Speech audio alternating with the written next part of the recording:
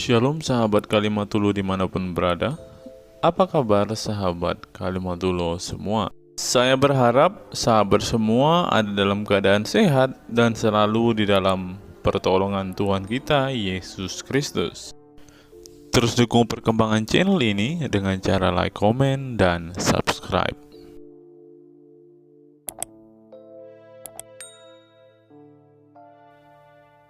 Bulan Ramadan, setan-setan diikat. Artinya tidak mungkin setan-setan itu kencing di telinganya orang Islam. Betul nggak? Karena lagi diikat dia. Betul nggak? Betul. Nggak? Tapi Betul. faktanya banyak nggak muslim yang nggak sholat subuh di bulan Ramadan? Banyak. Apa penyebab mereka tidak sholat subuh? Penyebab mereka tidak sholat subuh sebenarnya setan itu hanya kiasan bahwasanya setan itu karena setan kencing di telinganya. Berarti omongan Muhammad kalau setan-setan itu diikat menjadi bohong. Buktinya setan masih kencing di telinga orang Islam. Betul nggak? Dan kembali lagi pada bulan puasa. Gimana bang ini logikanya ini? Aduh. Bang, pelan-pelan ya saya mikir bang ya. Gini, abang kalau sholat ambil air wudhu nggak? Kalau sholat ngambil air wudhu bang. Oke, dihirup nggak 3 kali? Gitu, dihirup 3 kali? Dihirup. Oke, kemudian disemburkan 3 kali? Gitu? Ya. Kenapa? Karena apa? Karena itu sunnah Rasul. Bukan, contoh penyebab konkretnya karena apa? Karena kan saya udah bilang bang, saya ilmu pengetahuannya datang. Karena setan bermalam di situ tadi malam. Loh, kok malah ketawa abang ini gimana? Gimana? Emang nggak tahu? Gimana nggak ketawa? Begini bang, apa? Abang nggak tahu setan bermalam di hidung? Nggak tahu lah, karena mereka kasat mata. Oke, baik. Bukan masalah nggak tahu Anda nggak lihat. Maksudnya informasi itu tahu nggak? Informasi bahwasanya setan bermalam di hidung. Iya, tahu nggak informasi itu? Nah, saya nggak tahu juga. Oke, saya kasih contoh. Saya balikan kamera saya. Nih bang ya, nih. Sabar ya teman-teman ya. Kita harus ngobrol sama mereka ini. Kita harus sabar ya. Kalau nggak sabar nanti ini. Nih, dari Abu Hurairah. Jika seorang di antara kalian bangun dari tidurnya, hendaklah dia beristinsar, memasukkan air ke hidungnya untuk kemudian dikeluarkannya kembali sebanyak 3 kali. Karena setan-setan tidur di lubang hidungnya. Nah, sekarang saya tanya, di bulan Ramadan Anda berbuat seperti ini nggak? Tetap nggak seperti itu? Itu masih. Bang, dijawab dulu bang. Di bulan Ramadan Anda tetap beristinsar nggak? Itu dari siapa dulu? Aduh, sekarang mereka udah malsu-malsuin hadis mereka sendiri. Bang, kalau memang di bulan puasa setan sudah diikat, ngapain orang Islam beristinsar lagi? Menyedot-nyedot air 3 kali, menyembur-nyemburkan 3 kali. Bukankah setan-setan sudah diikat? Ini bagaimana ini saudara logikanya? Sungguh Anda ini terlalu ya. Bang, ayolah kita logis lah bang. Ayo saya ajak Anda berpikir logis bang. Sampai kapan Anda percaya? Yuk. Yang ngeluarin hadis itu, saya tanya hadis itu riwayat dari siapa dulu? Nah, berarti Anda sudah malsu-malsukan hadis sekarang kan? Hadis-hadis kamu yang bikin. Kalian yang bikin. Orang karesteng lagi yang dibilang memalsukan. Bang, sekarang saya pakai logika Anda ya. Saya pakai logika Anda. Kalau setan-setan diikat, berarti mereka bisa tidur di lubang hidung nggak? Saya kan udah bilang sama abang, kalau setan-setan yang sudah diikat emang di bulan puasa. Kalau diikat artinya ada nggak setan-setan yang lepas dari ikatannya kemudian tidur di lubang hidungnya orang Islam? Itu hadis siapa dulu yang Baik, kita tampilkan lah ya. Kita harus sabar teman-teman ya. Hadis apa itu? Baik, kita tampilkan. Oke ya, nih. Saya balik lagi kamera saya. Aduh, kita harus sampai capek-capek ini teman-teman ya. Sebentar, Pak. Sabar ya, Bang ya. Kita balikkan lagi kamera saya bang, sabar. Sabar ya bang ya. Bagaimana Anda ini tidak percaya dengan hadis sendiri? Anda nggak percaya? Saya balikkan dulu kamera saya. Sabar bang, nih bang. Nih bang ya, saya balik. Bang, kelihatan nggak kamera saya bang? Kelihatan? Ya. Abu Hurairah radhiyallahu anhu ya meriwayatkan bahwa Nabi bersabda, apabila salah seorang dari kalian bangun tidur, hendaklah ia menyemburkan air dari hidungnya 3 kali, karena setan bermalam di hidungnya. Nih hadis Sahih Muslim nomornya 238, ya kan? Banyak nih bang hadis-hadisnya bang, gak cuma satu itu. Nah sekarang di bulan Ramadan Muslim kayak gini juga nggak, ngambil air wudhu nggak? Nah, iya ngambil kayak gitu. Oke. Menurut hadis ngambil air wudhu karena setan bermalam di hidung, betul? Ya betul itu. Loh katanya di bulan Ramadan setan diikat, ternyata masih juga bisa masuk lubang hidung Islam. Yang mana yang benar? Ayo, yang mana? Berarti salah satunya harus bohong, betul nggak? Tidak mungkin dua-duanya benar. Hah? Iya, abang kan nanya yang mana yang benar? Penjelasan. Setan diikat di bulan Ramadan atau setan tetap bisa tidur di lubang hidung orang Islam ketika di bulan Ramadan? Nah, itu kan yang ditanya yang benar. Kata guru saya sebenarnya bang, yang dimaksud setan diikat, kita belajar mengikat nafsu birahi kita semuanya, nafsu amarah. Sudahlah hadis kalian ingkari sendiri. Sudahlah hadis kalian pelintir sendiri. Sungguh Anda tiada lain adalah kaum yang suka memelintir. Dan tiadalah suatu kaum melainkan kalian adalah yang tukang memelintir. Dan sungguh bagi kalian tiada lain tempatnya adalah di dalam neraka jahanam. Saya menyampaikan sesuatu. Silakan. Abang mau nanya kebenaran. Sebenarnya seharusnya di lab yang seperti ini abang buat janji sama orang yang artinya benar-benar tahu jalan. Sudah saya buat tantangan kepada Ustadz Abdul Somad, kepada Ustadz Adi Hidayat, kepada Ustadz Firanda, dan kepada Ustadz yang lain, Ustadz Felix Yao, siapa lagi?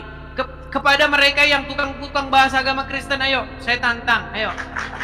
Jangan beraninya kalian bahas agama Kristen di masjid.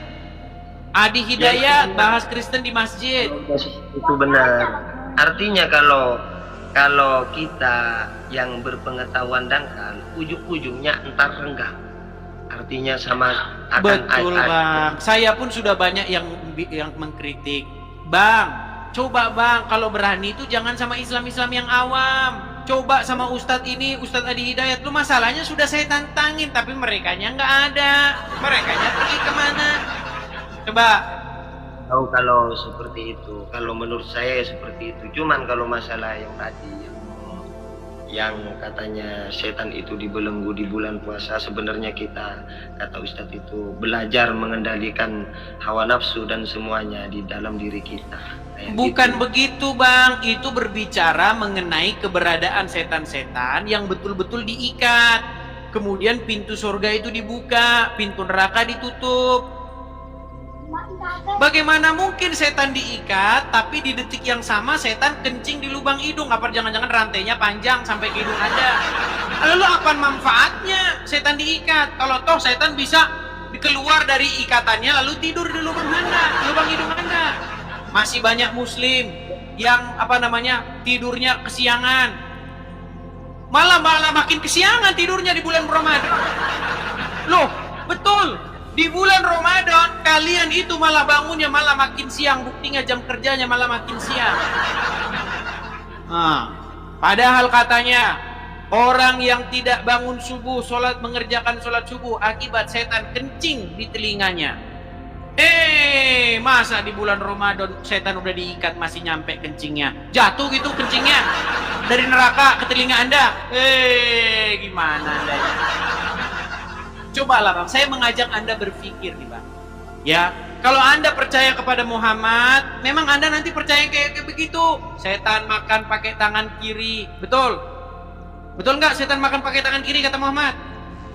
Betul. Iya. Tapi kalau Anda mengikut Yesus, ajaran di dalam Injil nggak seperti itu. Nggak ada.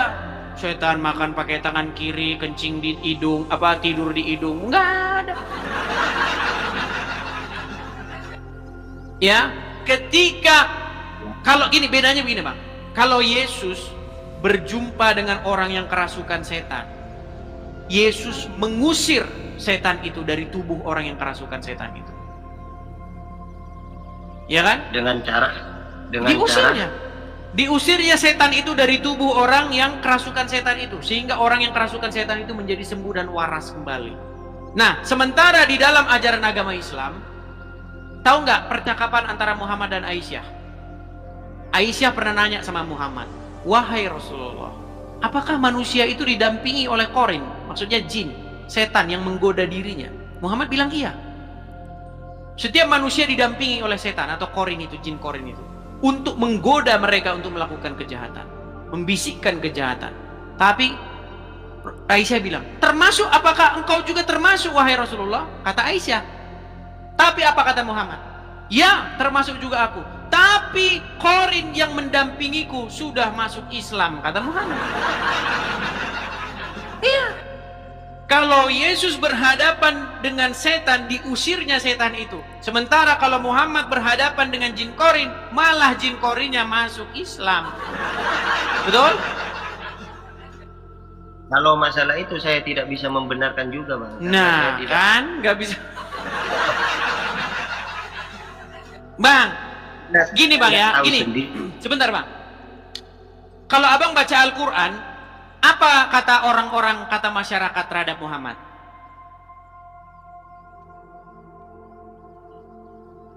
Apa coba katakan Bang? Jelasin Bang. Menurut Al-Quran, ketika Al-Quran itu didakwahkan kepada manusia itu bilang, sungguh ini adalah sihir yang nyata, betul? Terus? Betul nggak? Saya bilang dulu, betul nggak? Saya nggak tahu itu. Waduh, nggak tahu lagi. Saya bacakan ayatnya Bang ya, saya bacakan Bang ya. Sebentar ya Bang ya. Sebentar Bang ya. Saya akan bukakan ayatnya di dalam Al-Quran. Bahwasanya orang-orang itu menuduh bahwa Al-Quran itu adalah sebuah dongeng-dongeng, adalah sihir dan lain sebagainya Bang ya. Saya bacakan dulu ya Bang ya. Bentar, sabar ya Bang ya.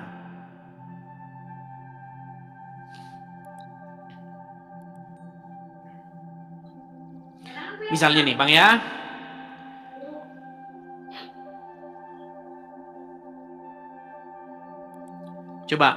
Coba buka surat Al-Anbiya ayat yang ketiga Bang.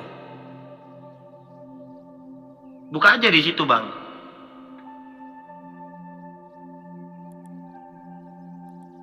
Nih Bang ya, saya bacakan ya. Di dalam surat Al-Anbiya ayat yang ketiga, saya bacakan.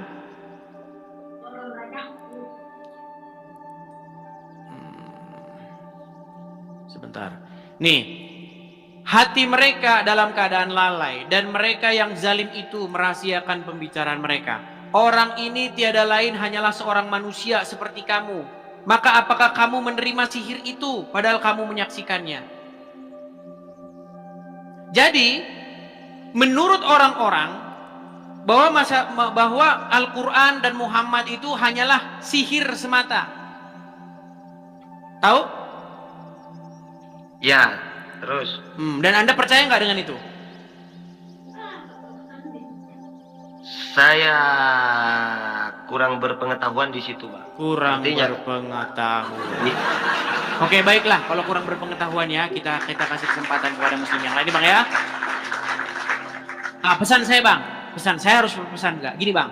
Saya sebagai Kristen, saya memberitahukan kepada Anda tentang jalan yang benar.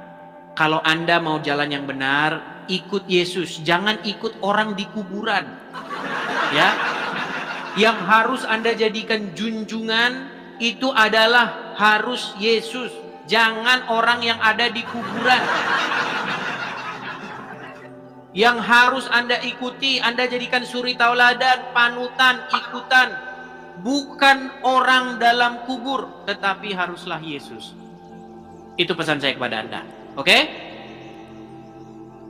Tetap ikut Muhammad saya, Bang. Waduh, tetap ngeyel dia ikut orang di kuburan. Baik, terima kasih, Bang.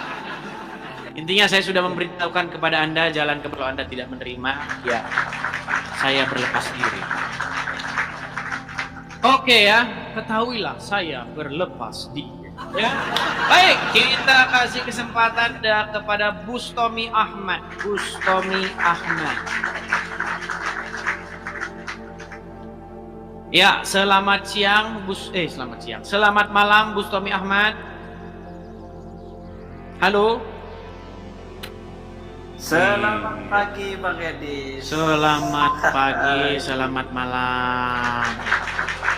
Bang Bustomi Ahmad. Kita lanjutkan yang tadi ya, Bang Bustomi. Ini macet-macet lagi Anda ini. Coba duduk dulu yang bagus supaya sinyal Anda tidak macet-macet. Coba tenangkan kameranya, jangan goyang ke sana kemari, oke? Baik.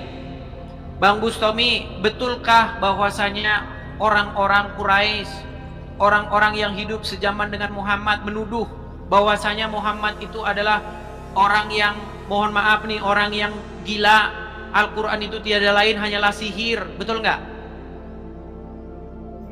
Kalau dari perkataan orang yang kontra dengan umat Islam, betul. Betul. Nah, Dari sekarang begini, ada, Pak. tuduhan mereka itu benar atau salah sebenarnya? Salah Bang, itu enggak Bang, karena itu kontradiksi dengan ayat yang berbunyi wa ma arsalnaka illa rasula, bahwa Nabi ini adalah seorang rasul yang sempurna.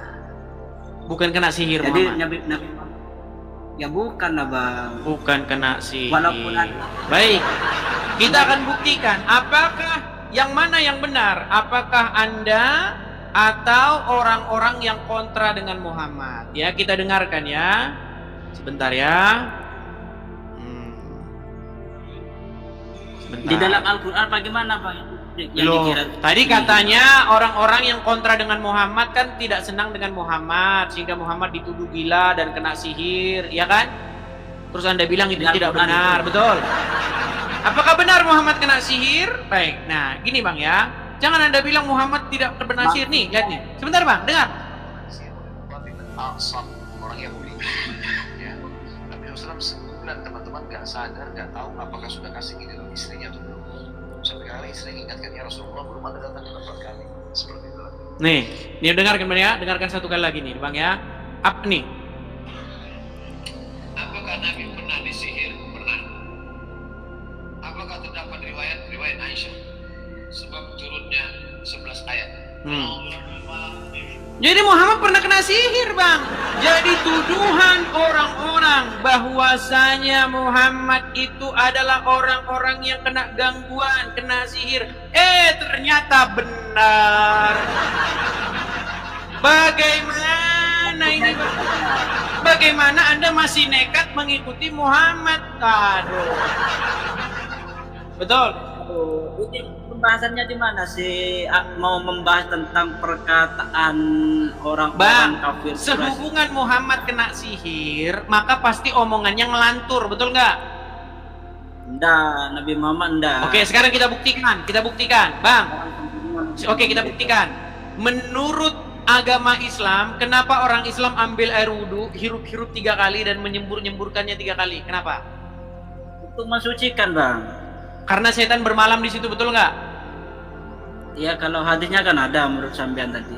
Oke, kok jangan menurut saya. Menurut hadis, karena setan bermalam di hidung, betul? Coba tunjukkan hadisnya bang, kita bongkar Bareng. Baiklah, kita ikuti ya teman-teman, sabar ya teman-teman ya, sabar, ini ujian, sabar, ini ujian ya teman-teman ya, sabar teman-teman. Apakah benar bahwasanya setan bermalam di lubang hidung?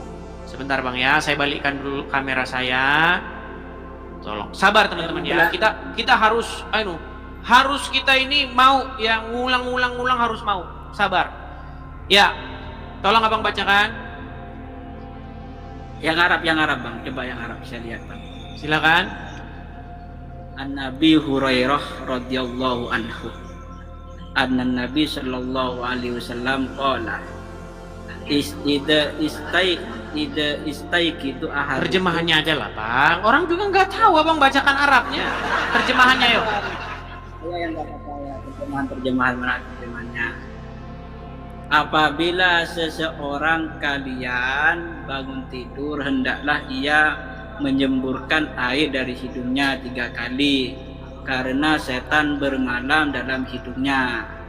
Kalau menurut matan hadis ini tepat sekali, cuman saya mau lihat matan hadis yang berbahasa Arab bang. Lihat nih Arabnya. Perawinya siapa saja? Ini kan perawinya nggak lengkap bang. Berarti palsu. Palsu berarti hadisnya. Aduh, mereka ini teman-teman malsu-malsuin hadisnya sendiri. Hadis kalian sendiri, kalian palsu-palsuin sendiri. Sekarang saya tanya udah nggak usah bahas itunya, gini aja. Kalian ambil air wudhu, hirup-hirup 3 kali, sembur-sembur 3 kali karena setan bermalam di hidung, betul? Iya. Oke. Di bulan puasa tetap begini nggak? Tetap ya gitu. Tetap. Di bulan puasa menurut Muhammad setan diikat nggak? Iya diikat. Bagaimana mungkin setan Kalau diikat? dalam hadis itu sebentar. Bagaimana mungkin di bulan Ramadan setan diikat, tapi di bulan Ramadan kalian bersih-bersih karena setan bermalam di hidung? Diikat di hidungmu. Atau gimana? Setan kan diikat, terus kenapa setan bisa nongol di hidungmu, tetap bermalam saja di hidungmu? Apa gunanya setan diikat? Meninggal dunia. Makanya saya bilang bang, Muhammad kan pernah kena jaringannya sihir. bang. Loh Muhammad pernah kena sihir bang, makanya apa yang diomongin dia makanya bikin Anda bingung. Betul. Berat saudara-saudara. Langsung mau ngomong apa nggak tahu nih. Gelagapan saudara-saudara. Betul setan diikat. Betul bang, setan diikat. Jangan terdiam bang, jangan terguncang. Ayo. Betul nggak setan diikat? Betul nggak setan diikat bang? Bang, jangan diem-diem terus. Gimana diem-diem baik? Gimana? Aduh, sudah dimatikan sinyalnya nih kayaknya, ini berat ini. Aduh, saya harus jawab apa ini? Ayo, bener nggak setan diikat bang? Waduh, Bustami, apakah Anda masih di situ? Apakah jiwamu masih di situ? Oh, jangan-jangan jiwamu sudah pergi meninggalkanmu. Setan-setan diikat di bulan Ramadan, ya kan? Tapi di bulan Ramadan kalian tetap ambil air karena setan bermalam di situ. Kapan diikatnya? Harusnya di bulan Ramadan kalian tidak ambil air wudhu karena setan sudah diikat. Betul. Khusus di bulan bukan Ramadan saja kalian ambil air karena setan bermalam di situ. Mikir sekarang. Berpikir keras.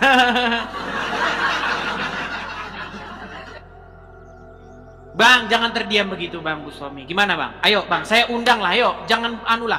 Saya undang Abang Bustami datang kepada Tuhan Yesus, yuk. Datang kepada Yesus ya. Mengikuti apa yang diajarkan Yesus, yuk. Bang, jaringan saya. Jaringan saya. Jaringan Oke lah teman-teman ya, kita jangan paksakan dia nampaknya terguncang. Kita kasih kesempatan dulu pada muslim yang lainnya teman-teman ya. Dia nampaknya udah terguncang. Berat ya. Iya teman-teman ya, sehubungan sudah hampir jam 10 ya teman-teman. Sekali lagi teman-teman, kita ada iklan ya teman-teman ya. Kepada teman-teman, sekali lagi teman-teman ya, kita ada rencana pendirian rumah apologet. Mohon maaf ya teman-teman ya kalau saya iklan-iklan. Karena kita ini debat sudah banyak kali, sudah ribuan kali, ya sudah ribuan tema, sudah. Sebenarnya kita ini hanya mengulang-ulang saja ini. Semua udah kita bahas. Tapi kita belum punya yang namanya rumah apologet. Jadi teman-teman ya, kepada teman-teman yang tergerak ingin mensupport pendirian rumah apologet, teman-teman ya, ada kolekte pendirian rumah apologet. Karena kalau kita berapologet dari negeri Konoha, teman-teman, ya kita pasti akan digunduk. Jadi kita berapologet dari sini, teman-teman. Nah, kita di sini perlu ya tanah begitu, kemudian kita bangun rumah ala kadarnya untuk pendirian rumah apologet itu, teman-teman ya.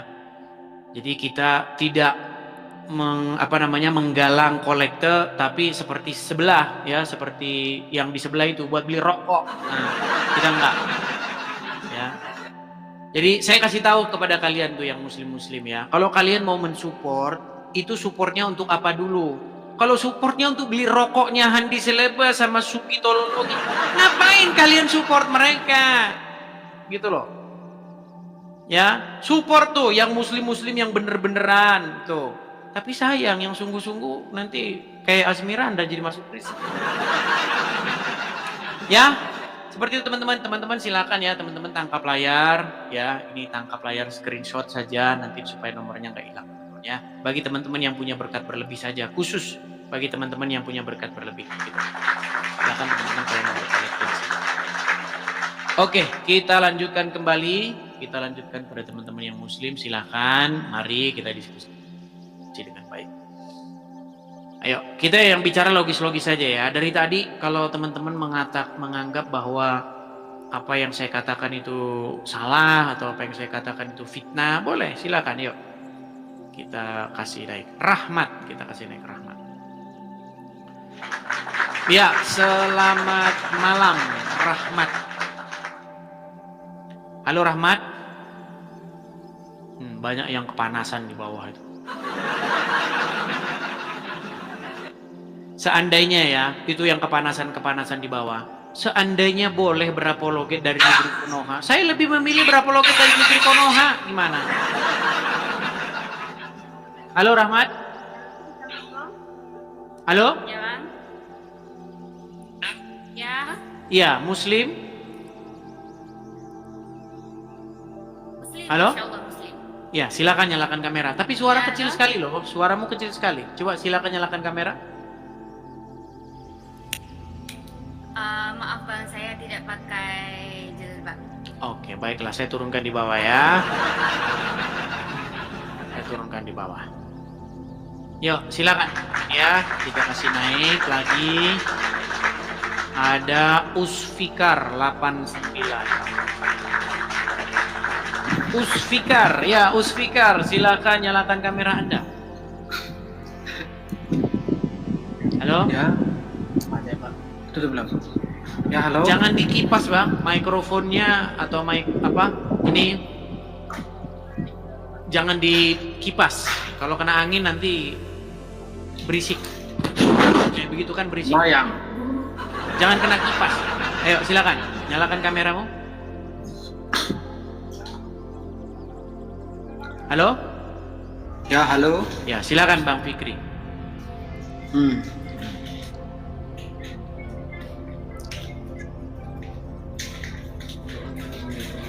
Kok terdiam? Ayo silakan. Apa temanya itu? Temanya panjang lebar tadi kita sudah bicara, Bang.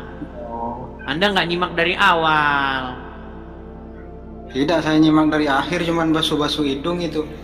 Oh, basuh-basuh hidung. Basuh-basuh Ya. hidung karena setan bermalam di hidungmu, betul? Iya. Iya. Di bulan puasa tetap basuh hidung? Oh, itu lain. Nah, kan? Di bulan puasa tetap nggak basuh-basuh hidung? Atau enggak? Tunggu, saya mau bicara. Gantian. Kalau di lain bulan puasa memang kita basuh-basuh hidung 3 kali kan, itu sekaligus membuang itu apa itu setan bermalam di hidung, sambil itu kita ikut sunnah Rasul. Oke. Bukankah di bulan puasa setan-setan diikat? Diikat. Terus kenapa masih tetap basuh-basuh di hidung, setan tidur di situ? Apa manfaatnya setan diikat? Bukan masalah setan, kita ikut sunnahnya itu. Basuh hidung Kata. boleh, basuh hidung itu pun boleh. Oke, berarti setan-setan tetap bermalam di hidungmu nggak di bulan Ramadan? Tidak. Kata siapa? Tidak. Oke, sekarang alasan Anda membasuh hidung karena apa? Ikut sunnah Rasul. Karena Itu- setan bermalam di situ, betul nggak? Tidak. Baik, saya bacakan hadisnya. Saya bacakan hadisnya ya. Ini kita nggak boleh, ingat teman-teman ya, tidak boleh lelah dan tidak boleh capek mengulang-ulang kepada orang muslim. Karena kalau nggak diulang-ulang, mereka nggak akan paham. Jangankan diulang pun mereka kagak paham-paham, apalagi tidak diulang-ulang. Jadi harus bersabar ya. Oke, abang bacakan yuk. Ayo bacakan. Abu Nah, Hurairah. nanti saya lagi yang ngerti. Ayo baca gantian, yuk. Apabila Bersadar. apabila apa? Apabila salah seorang kalian bangun tidur, hendaklah Ya. ia menyemburkan air dari Hidungnya 3 kali, karena karena setan bermalam di dalam hidungnya. Oke, saya ulangi, Bang. Karena apa? Karena setan bermalam di hidungnya. Oke, karena setan bermalam di hidungnya. Nah, Anda ketika di bulan Ramadan melakukan ini karena setan bermalam di hidung tetap, betul? Tidak. Loh. Berarti hadis ini bohong. Bukan karena setan bermalam di hidung. Bukan bohong. Loh, berarti ini karena setan bermalam di hidung? Kalau lain bulan puasa, bulan puasa mana setan? Mana dalilnya? Kalau menghirup air 3 kali bukan karena setan bermalam di hidung, mana dalilnya? Itu ikut sunnahnya, kita ikut sunnah. Aduh. Sekali sunnahnya dibersihkan setan, sekali sunnahnya itu. Harusnya begini, Bang. Harusnya begini. Kalian itu harus menghirup air 3 kali karena setan bermalam di hidungnya di bulan selain Ramadan. Berarti kalian tidak melakukan di bulan Ramadan karena setan sudah diikat. Tapi nyatanya di bulan Ramadan kalian tetap melakukan ritual yang sama.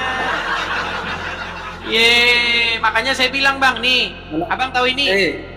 Bang, kalau Enggak, sunnah Abang tahu ini itu, Enggak, Abang tahu nggak yang di layar ini siapa? ini manusia. Iya, siapa namanya? Ini namanya Suhada, ini preman Cikiwul, ya. Yang ari-ari di Cikiwul. Asli Cikiwul, ya kan? Kakek buyut nenek moyang Cikiwul. Ya kan? Nah, dia ini, Bang, kalau nggak bulan puasa dia nggak minta jatah takjil. Justru ketika tidak di bulan Ramadan, dia tidak minta itu jatah preman. Tapi justru di bulan Ramadan dia minta jatah preman takjil. Pertanyaan saya, kenapa setan-setan di bulan Ramadan itu katanya dirantai, tapi malah di bulan Ramadan orang Islam mecah-mecahin warung? Di bulan Ramadan si preman Cikiwul Suhada minta jatah preman. Di bulan Ramadan juga rendang hilang. Ayo, bagaimana ini katanya di bulan Ramadan setan-setan diikat, tapi nyatanya di bulan Ramadan juga terjadi peristiwa-peristiwa cetar membahana. Yang kemarin peristiwa cetar membahana adalah rendang hilang. Ayo, silakan. Oh, itu masalah itu. Nah, berarti setan-setan diikat itu gunanya buat apa?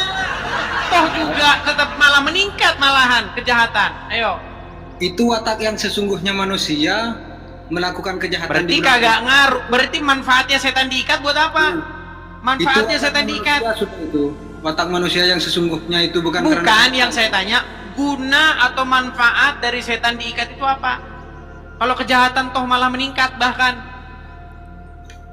Itu otaknya, bukan pengaruh setan. Memang dia. Ya berarti setan nggak boleh diikat. Kalau setan diikat, kejahatan makin meningkat.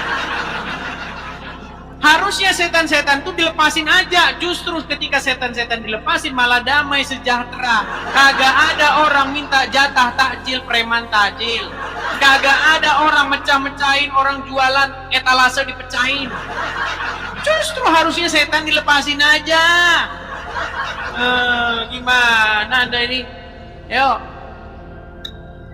Itulah setan diikat. Itu saya punya Tuhan Gusti Allah itu mau lihat watak manusia yang sesungguhnya kalau di bulan Ramadan. Mulai ngarang bebas dia. Bukan ngarang itu. Bukan ngarang. Memang jelas itu. Intinya ginilah Bang, intinya begini. Artinya saya mengajak Anda untuk berpikir secara logis, ya kan? Apakah sebenarnya Anda ini masih layak mempercayai ini semua? Gitu loh. Masih banyak nggak Bang orang Islam yang bangunnya kesiangan, tidak sholat subuh di bulan Ramadan? Banyak. Karena apa? Penyebab kata Muhammad. Orang tidak mengerjakan sholat subuh kata Muhammad, sebabnya apa? Sahur, ngantuk, kesiangan. Iya, sebabnya apa?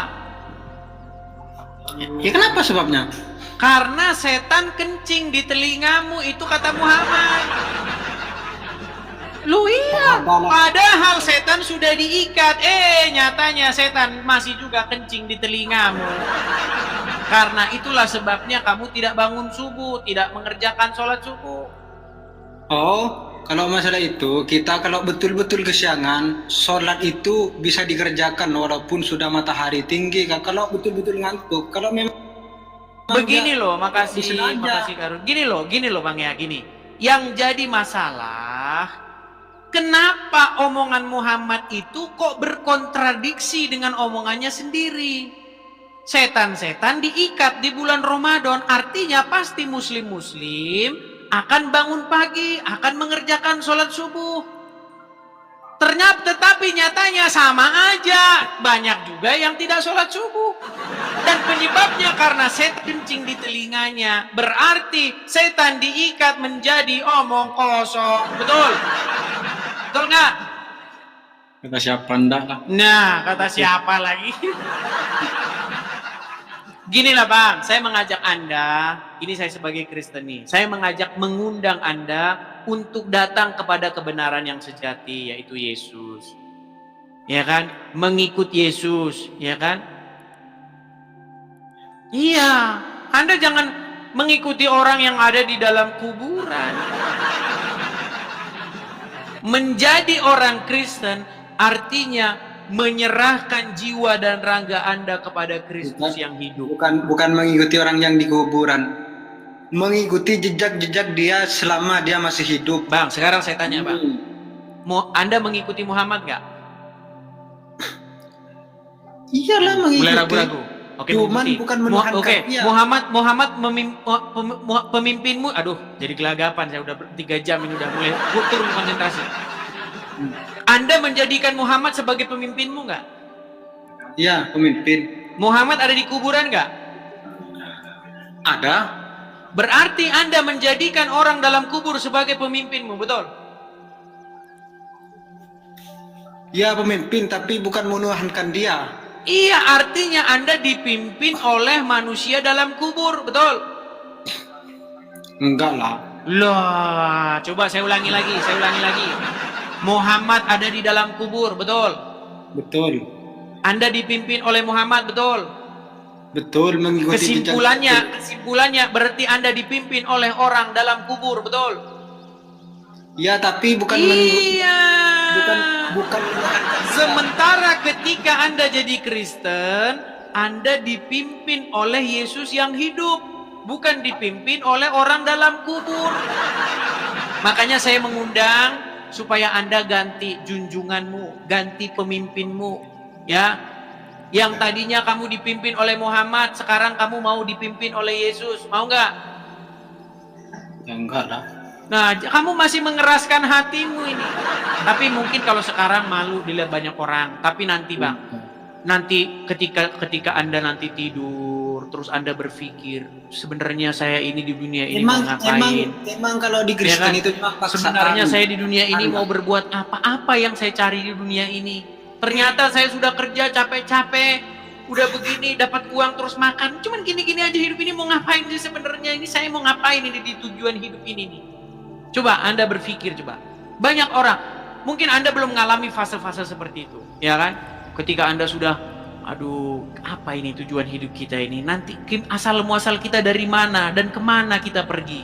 Nah, nanti ketika Anda sudah merenungkan hal-hal yang besar, hal-hal yang sangat dalam, nanti Anda akan tahu kemana Anda harus mengikut. Ya, saya doakan semoga Roh Kudus, roh yang daripada Tuhan, menguasai dirimu, tinggal di dalam hatimu, sehingga kamu hidup sesuai dengan kehendak roh yang daripada Tuhan itu. Ya, jangan Anda mengikuti orang yang ada dalam kuburan. Oke? Oke? Siap? Waduh, masih mengeraskan hatinya dia. Oke lah Bang, gitu aja ya. Kita kasih kesempatan kepada muslim yang lain. Oke. Oke, terima kasih Bang Usfikar 89. Ya teman-teman, nampaknya teman-teman sudah sampai di penghujung acara teman-teman. Kita di sini mau ada kegiatan teman-teman ya. Jadi Mari kita simak apa yang diungkapkan oleh Profesor dan cendekiawan muslim yang satu ini. Kita kutip dalil liputan 6 teman-teman. Quraisy Shihab mengatakan, tolong jangan pilih ustadz yang suka memaki. Kiai Haji Quraisy Shihab ibaratkan begini. Nah teman-teman, ternyata ada juga ustadz-ustadz yang suka memaki-maki teman-teman.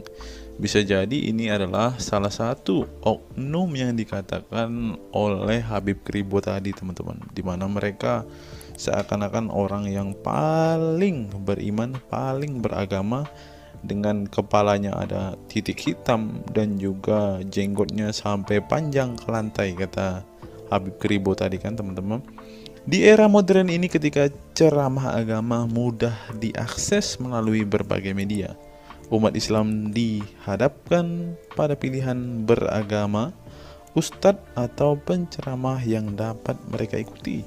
Namun tidak semua pendakwah menggunakan cara yang sejuk dan penuh hikmah dalam menyampaikan pesan agama.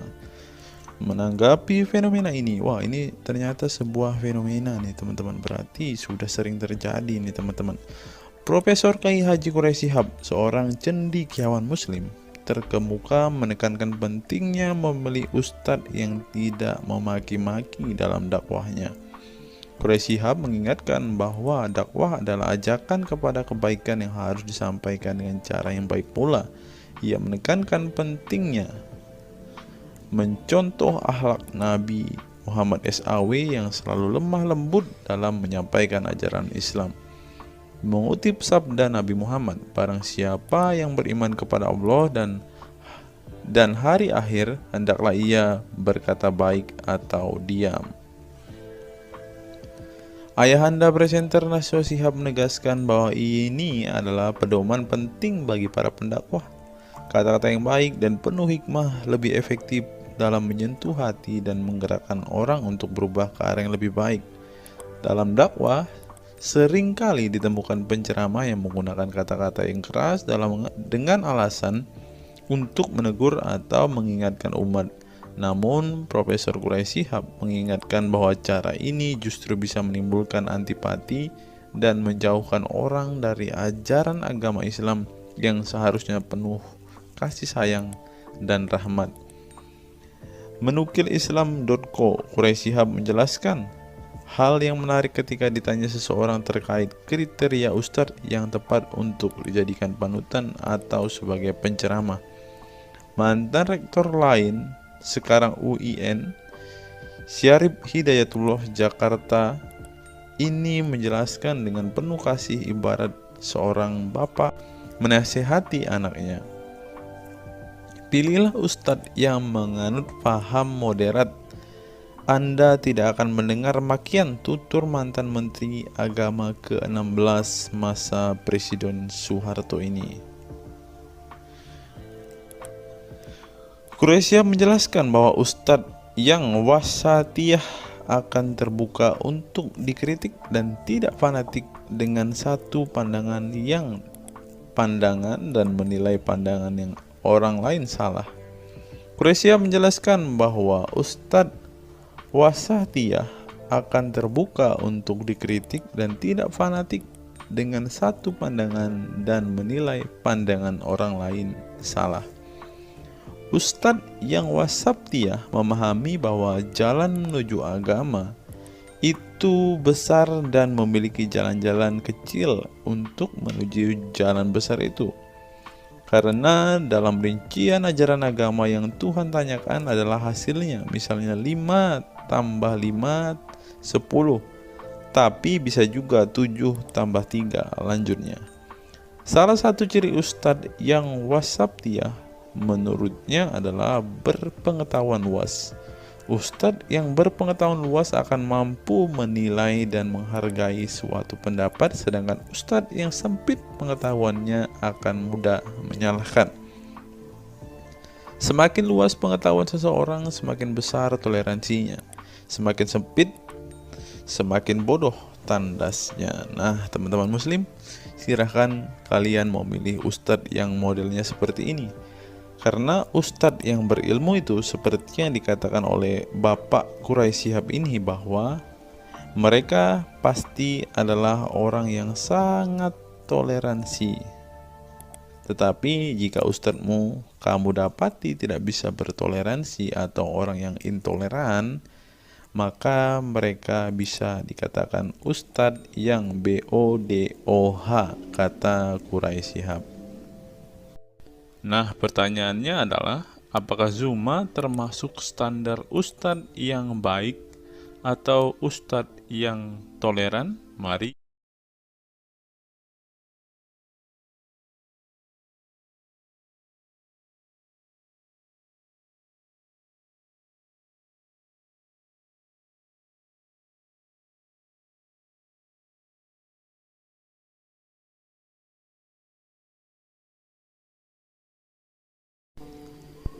Google, mengapa Rasulullah disebut sebagai nabi penutup? Apa alasannya?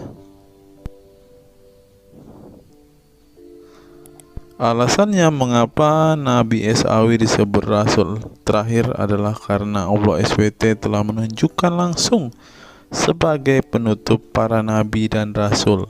Hal ini tercantum dalam Al-Quran yang merupakan firman Allah. Di sini dituliskan, mengapa Muhammad atau Nabi SAW disebut nabi terakhir?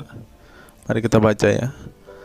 Katamul Anbiya merupakan salah satu julukan Nabi Muhammad yang berarti penutup para nabi, sesuai dengan firman Allah SAW dalam surat Al-Ashab ayat 40 yang berbunyi, artinya Muhammad itu sekali-sekali bukanlah bapak dari seorang laki-laki di antara kamu, tetapi dia adalah Rasul Allah dan penutup nabi-nabi, dan adalah Allah Maha mengetahui segala sesuatu. Nabi Muhammad SAW merupakan nabi terakhir yang Allah utus untuk menyempurnakan agama-agama sebelumnya. Al-Quran merupakan kitab Allah yang menyempurnakan kitab-kitab sebelumnya, sehingga tidak perlu ada kitab lain karena Al-Quran merupakan kitab Allah yang menyempurnakan kitab-kitab sebelumnya, sehingga tidak perlu ada kitab lain karena Al-Quran sebagai kitab terakhir. Maka dapat diartikan bahwa tidak ada lagi nabi setelah Nabi Muhammad SAW. Nabi Muhammad SAW sebagai nabi terakhir juga didukung dengan dalil lainnya, yaitu surat Al-Sab 61 ayat 6. Dan ingatlah ketika Isa bin Maryam berkata, "Hai Bani Israel, sesungguhnya aku adalah utusan Allah kepadamu, membenarkan kitab sebelumku, yaitu Taurat, yang memberikan kabar gembira dengan datangnya seorang Rasul yang akan datang sesudahku, yang namanya Ahmad, dalam tanda kurung Muhammad." Menurut Syekh Al-Zairi dalam kitab Al-Jawahir dan Al-Qalamiyah. Alasan kenapa Nabi Muhammad SAW dijadikan Nabi terakhir adalah hikmah terputusnya para Nabi itu untuk menyeru umat manusia agar beribadah kepada Allah, menunjukkan mereka ke jalan yang lurus dalam urusan kehidupan duniawi dan ukhrawi, memberitahu kepada mereka tentang hal-hal yang tidak dapat dicapai oleh penglihatan mereka, dan memberitahu keadaan yang pemikiran mereka belum sampai, dan menetapkan dalil yang meyakinkan serta menghilangkan syubhat keserupaan yang tidak benar. Adapun hubungan dakwah Nabi Muhammad SAW dengan nabi-nabi terdahulu ialah terbangun atas dasar sebagai penguat dan penyempurna dakwah nabi-nabi sebelumnya. Oleh karena itu, semua para nabi selalu dibangun atas dasar dua pondasi utama, yaitu akidah, syariat, dan akhlak. Dari segi kaidah, dari segi akidah, semua ajaran yang dibawa oleh para nabi, mulai dari Nabi Adam alaihissalam sampai Muhammad SAW, adalah sama. Tidak ada beda antara nabi satu dengan nabi yang lainnya. Semuanya mengajarkan keimanan terhadap keesaan Allah SWT, yaitu dengan membersihkan dari segala sifat yang tidak layak baginya, dan mengimani adanya hari kiamat serta adanya surga dan neraka. Maka dari itu, semua para nabi menyerukan kepada kaumnya masing-masing antara dasar iman kepada Allah, dan semua para nabi setelahnya saling membenarkan ajaran yang telah dibawa oleh para nabi sebelumnya. Adapun dari segi syariat yang mengatur tatanan kehidupan masyarakat dan individu terhadap perbedaan dalam metode dan kuantitasnya antara satu nabi dengan yang lain.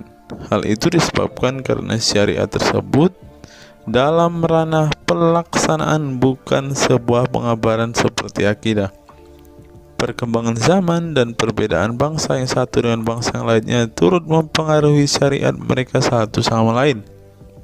Diutusnya satu nabi itu adalah khusus untuk umatnya pada waktu itu, bukan umum untuk semua manusia.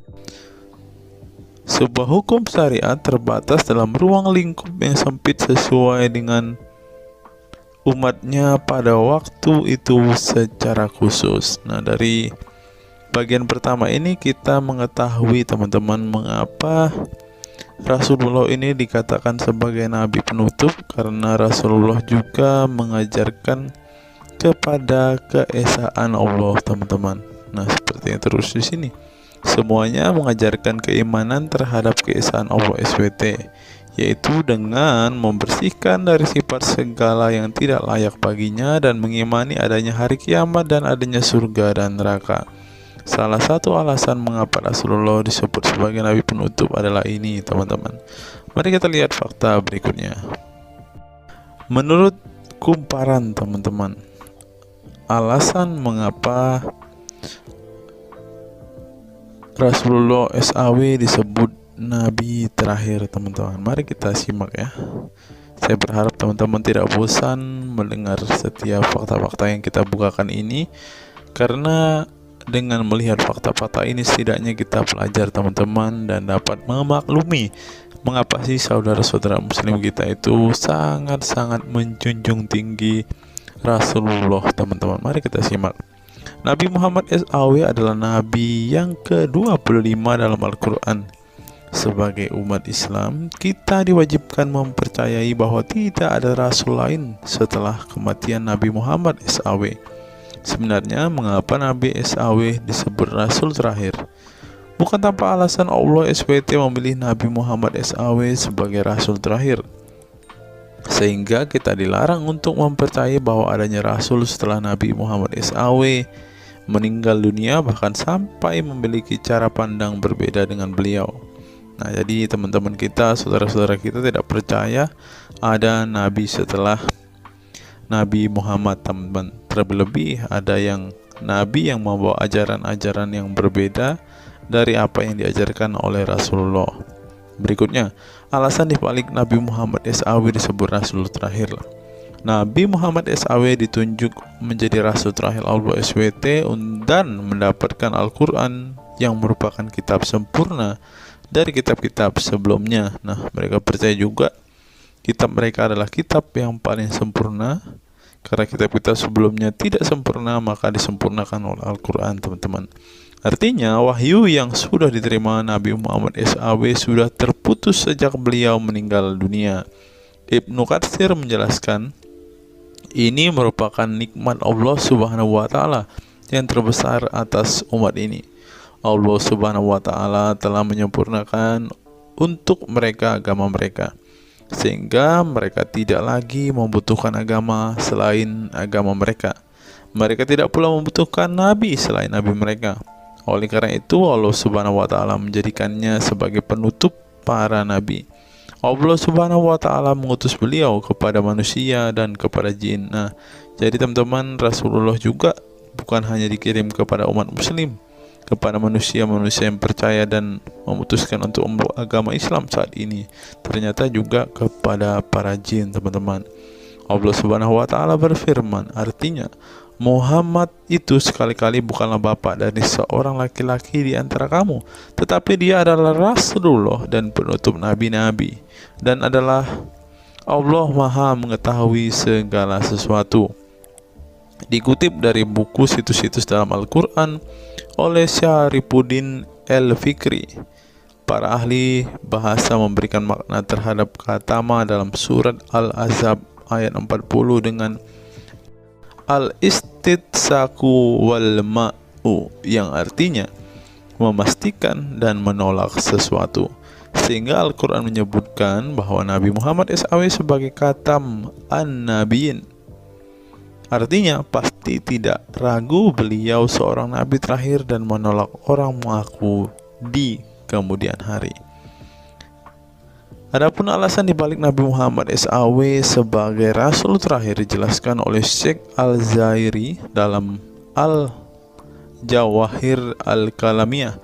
Sebenarnya Nabi kita Muhammad dikatakan sebagai penutup para nabi itu hanya karena sesungguhnya hikmat terputusnya para nabi itu menyeru umat manusia agar beribadah kepada Allah, menunjukkan mereka ke jalan yang lurus dalam urusan kehidupan duniawi dan ukhrawi, memberitahu kepada mereka tentang hal-hal yang tidak dapat dicapai oleh penglihatan mereka, dan memberitahu keadaan yang pemikiran mereka belum sampai, dan menetapkan dalil yang meyakinkan serta menghilangkan syubhat-syubhat keserupaan-keserupaan yang tidak benar. Karena itu umat manusia tidak memerlukan lagi kepada nabi sesudah Nabi Muhammad, sebab syariatnya telah mencapai batas kesempurnaan. Dan dari alasan inilah tampak jelas tentang rahasia terusnya beliau untuk seluruh umat manusia, dan keberadaan beliau sebagai manusia yang paling utama dalam segi fisik serta halaknya. Demikianlah penjelasan singkat mengenai Nabi Muhammad SAW sebagai Rasul terakhir. Semoga dengan mengetahuinya dapat menambah meneladani beliau sebagai sosok yang sempurna. Yang perlu diingat, jangan menghujat ya teman-teman. Mengutip sindonews.com, inilah ke-10 keistimewaan Rasulullah. Yang pertama, air liur Rasulullah menjadi obat. Dari Sahl bin Sa'ad berkata, saat Rasulullah dan para sahabat akan berperang di Khaybar, Rasulullah bersabda bahwa ia akan memberikan bendera kepada seorang pria yang cinta dan dicintai oleh Allah dan Rasulnya, dan Allah akan memberikan kemenangan. Rasulullah mencari Sayyidina Ali, akan tetapi para sahabat mengatakan bahwa Ali sedang mengalami sakit mata. Rasulullah memerintah para sahabat untuk mendatangkan Ali kepada beliau. Kemudian Rasulullah meludahi kedua matanya dan mendoakannya. Seketika itu sakit matanya sembuh seakan-akan tidak ada bekas sakit sebelumnya. Kemudian sahabat Khalid bin Ali mengaku pernah digigit kalajengking di kakinya. Lalu Nabi meludahi kakinya dan mengusapnya. Seketika hilang sakit dan berhenti darahnya keluar. Khalid bin Ali mengatakan, aku digigit oleh kalajengking ketika aku di dekat Nabi Muhammad, lalu beliau meludahi kakiku dan mengusapnya. Yang kedua, rambut beliau membawa berkah. Sahabat Khalid bin Walid radhiyallahu anhu tak pernah kalah di medan perang. Di setiap perang, Khalid selalu meraih kemenangan dan membuat nyali musuh ketakutan. Ternyata penyebabnya tak lepas dari keberkahan rambut Nabi Muhammad yang selalu dia bawa ketika perang. Rambut beliau juga dijadikan sebagai obat bagi orang sakit. Yang ketiga, keringat Nabi Muhammad menjadi minyak wangi.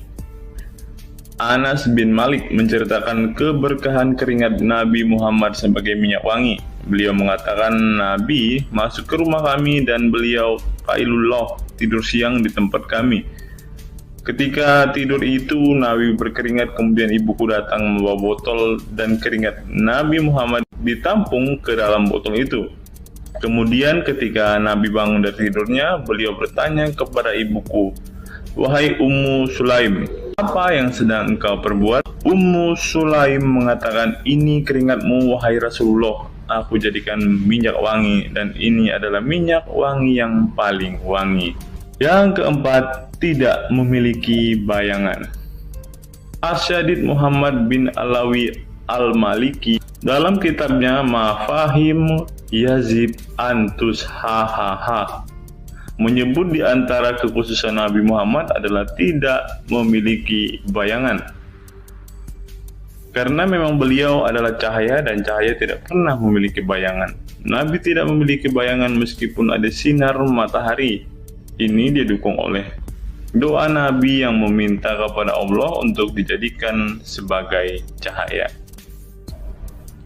Hal ini disebutkan oleh Imam Muslim dalam hadis yang menjelaskan tentang bacaan Nabi dalam doa sujudnya. Ya Allah, jadikanlah di dalam hatiku cahaya, di pendengaranku cahaya, dalam penglihatanku cahaya, di sebelah kananku cahaya, di sebelah kiriku juga cahaya, di depanku cahaya, dan di belakangku cahaya, serta di atasku cahaya, juga di bawahku cahaya, dan jadikanlah untukku cahaya.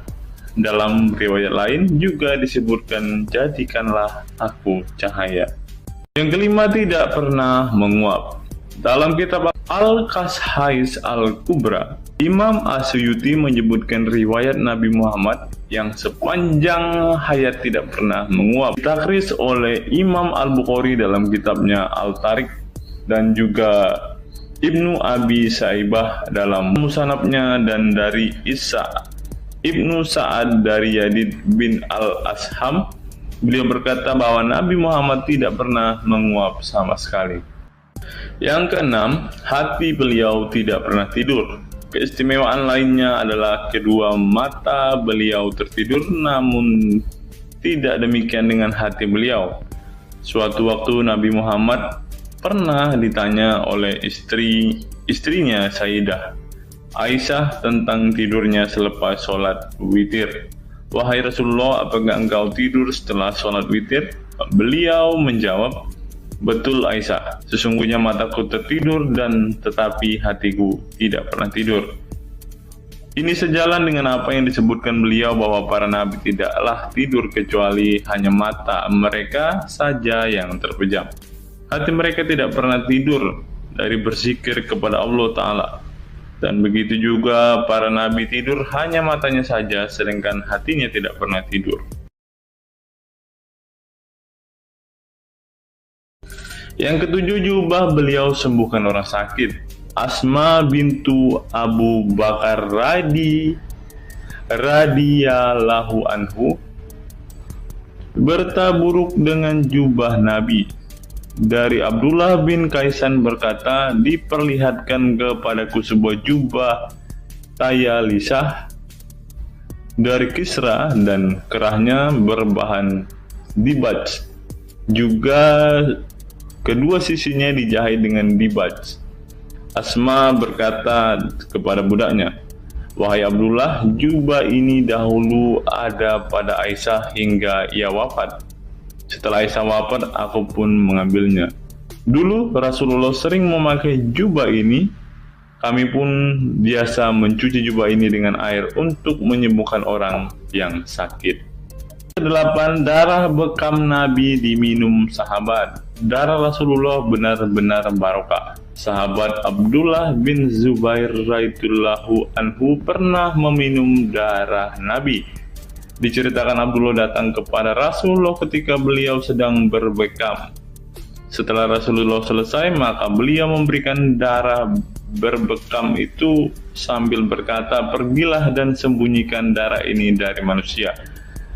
Maka aku pergi dan meminum darah itu. Selepas itu aku mendatangi Rasulullah kembali. Lalu Rasulullah bertanya, "Apa yang kamu lakukan?" Abdullah menjawab, "Aku sudah sembunyikan darah itu di tempat yang tidak boleh dilihat oleh manusia." Baginda Nabi berkata lagi, "Jangan-jangan kamu telah meminumnya?" Beliau menjawab, "Ya, aku telah meminumnya, wahai Rasulullah." Setelah meminum darah itu, Nabi Muhammad berkata kepada Abdullah, "Sungguh engkau telah menjaga dirimu dari api neraka." Yang ke-9, tidak pernah ihtilam atau dalam tanda kurung mimpi basah. Ihtilam adalah keluarnya air mani karena sebab mimpi atau fantasi. Di Indonesia sering disebut dengan mimpi basah, dan itu tidak pernah terjadi pada Nabi Muhammad. Dalam kitab hadis Al-Mu'jam Al-Kabir, Imam At-Tabarani mengeluarkan sebuah riwayat dari Ibnu Abbas bahwasannya Nabi Muhammad tidak pernah ihtilam atau mimpi basah. Yang ke-10 yang terakhir, teman-teman, dapat melihat dan mendengarkan ringkihan langit. Dari sahabat Abu Dzar, Nabi Muhammad bersabda, "Sesungguhnya aku melihat apa yang kalian tidak lihat, dan aku mendengar apa yang kalian tidak dengar, ringkihan langit. Dan memang pantas langit bersuara ringkih, karena di setiap jarak 4 jari di langit ada malaikat yang menaruh keningnya dan sujud kepada Allah. Demi Allah, seandainya kalian mengetahui apa yang aku ketahui, kalian akan sedikit tertawa dan banyak menangis." Keistimewaan lain dari Nabi Muhammad disebutkan ketika beliau buang air tidak ada bekasnya sama sekali. Dalam kata lain, semua kotoran beliau ditelan bumi, tak sedikit pun yang tertinggal. Beliau juga mampu melihat ke belakang dengan jelas sebagaimana beliau melihat ke depan. Itulah ke-10 keistimewaan Nabi Muhammad yang juga menjadi bukti kenabian beliau. Rasulullah adalah manusia sebagaimana umatnya, akan tetapi Allah menjadikan beliau sebagai manusia yang tidak seperti manusia pada umumnya.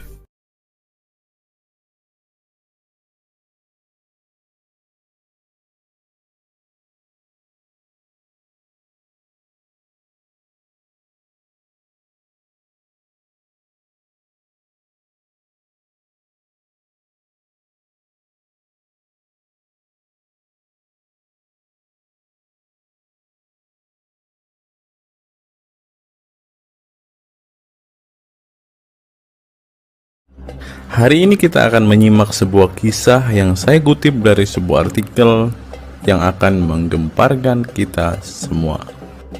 Karena kisah ini berisi sebuah cerita tentang para sahabat Nabi Muhammad yang katanya masuk surga.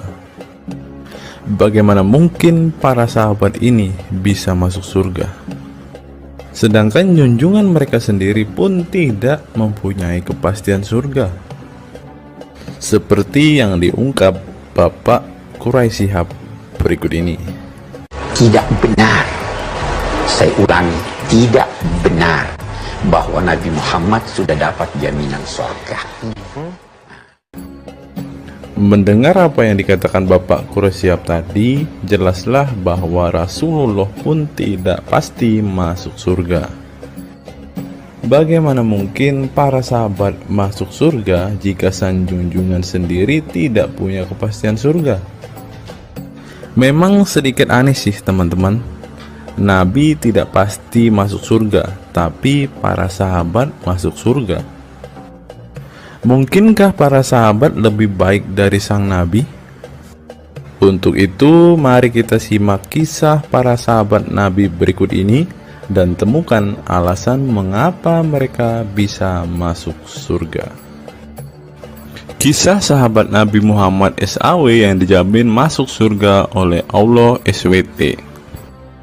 Semua manusia pasti menginginkan masuk surga Allah SWT, namun tidak semua jiwa bisa masuk surga. Ada banyak tantangan dan perjalanan yang sangat panjang yang harus dihadapi umat Islam hingga mendapat kesempatan ala SWT untuk masuk surga. Itu juga belum tentu langsung masuk surga. Mungkin harus ke neraka untuk menghapus dosa-dosa terlebih dahulu. Meski demikian, kita bisa belajar dari kisah sahabat Nabi Muhammad SAW yang dijamin masuk surga Allah. Mereka tidak begitu saja mendapat tempat yang keindahannya kekal abadi. Berbagai ujian keimanan dan fisik dalam mengarungi kehidupan mereka di jalan Allah SWT. Siapa sajakah sahabat Nabi SAW yang dijamin masuk surga? Simak selengkapnya dalam ulasan berikut ini. Kisah sahabat Nabi Muhammad SAW yang dijamin masuk surga. Dalam sebuah hadis terdapat 10 sahabat Nabi SAW yang masuk surga. Hadis tersebut berasal dari Abdurrahman bin Auf radhiyallahu anhu. Ia berkata, Rasulullah SAW bersabda. Adapun kisah 10 sahabat Nabi yang dijamin masuk surga yang dikutip dari buku biografi 10 sahabat Nabi yang dijamin masuk surga karya Sujai Fadil 2020. Yang pertama, Abu Bakar As-Siddiq. Abu Bakar As-Siddiq dikenal sebagai manusia terbaik setelah Nabi Muhammad SAW. Beliaulah orang pertama yang beriman kepada Nabi SAW, menemaninya dan membenarkan perkataannya. Ketika Nabi Muhammad SAW meninggal dunia, beliaulah yang dipilih menjadi imam dan melanjutkan kepemimpinan sebagai khalifah. Yang kedua, Umar bin Khattab. Sahabat Nabi Muhammad SAW selanjutnya yang dijamin masuk surga adalah Umar bin Khattab. Dedikasi beliau kepada agama Islam sangatlah besar. Walaupun sebelum ia memutuskan untuk beriman kepada Nabi Muhammad SAW, ia ingin membunuhnya. Setelah masuk agama Islam, Umar bin Khattab menjadi orang yang paling berani dan mendapat gelar Al-Furuq yang memiliki arti pembeda antara yang benar dan yang salah. Yang ketiga, Utsman bin Affan. Utsman bin Affan merupakan saudagar kaya raya, namun kekayaan tersebut tidak membuatnya sombong, namun kebalikannya. Utsman menggunakan hartanya untuk zakat, sedekah, dan infak. Setelah meninggalnya Umar bin Khattab, beliau melanjutkan kepemimpinannya dan juga melanjutkan tugas untuk menyusun mushaf Al-Quran. Yang keempat, Ali bin Abi Thalib. Ali bin Abi Thalib merupakan sepupu dari Nabi Muhammad SAW, sehingga beliau banyak belajar Islam dari usianya sejak kecil. Ali bin Abi Thalib pernah ditinggal Nabi Muhammad SAW saat perang Tabuk untuk menjaga para wanita dan anak-anak. Setelah meninggalnya Utsman bin Affan, beliau meneruskan kepemimpinannya. Namun di masa kepemimpinannya banyak sekali pertentangan dan perpecahan kelompok dengan pemikiran masing-masing. Talhah bin Ubaidillah. Meski tak seterkenal para khulafaur rasyidin, namun beliau merupakan sosok perlindung bagi Nabi Muhammad dalam perang Uhud dengan menangkis anak panah dengan tangannya hingga kehilangan jari-jarinya. Selain itu, Talib bin Ubaidillah disanjung karena kebaikan hati dan sedekah beliau. Yang keenam, Zubair bin Awam. Zubair bin Awam merupakan orang pertama yang berani mencabut pedangnya di jalan Allah SWT saat ia menduga ada orang musyrik yang sewenang-wenang kepada Nabi Muhammad SWT. Perjuangannya untuk masuk ke Islam tidaklah mudah. Beliau sempat disiksa oleh pamannya sendiri agar tidak mengikut Nabi Muhammad SAW. Yang ketujuh, Abdurrahman bin Auf. Abdurrahman bin Auf merupakan seorang saudagar yang kaya raya. Walaupun seorang yang berlimpah harta, beliau banyak menggunakan hartanya untuk kaum muslimin. Ketika mendengar bahwa dirinya akan masuk surga, Abdurrahman bin Auf khawatir apakah layak masuk surga dan merasa dirinya bukanlah siapa-siapa. Yang kedelapan, Sa'ad bin Abi Waqqas. Sa'ad bin Abi Waqqas merupakan paman Nabi Muhammad SAW dari ibunya. Ketika mendengar Islam di Mekah, Sa'ad langsung menghampiri Nabi Muhammad SAW untuk beriman kepada Allah SWT dan Rasulnya. Sa'ad bin Abi Waqqas merupakan orang pertama yang meletakkan anak panah di jalan Allah SWT.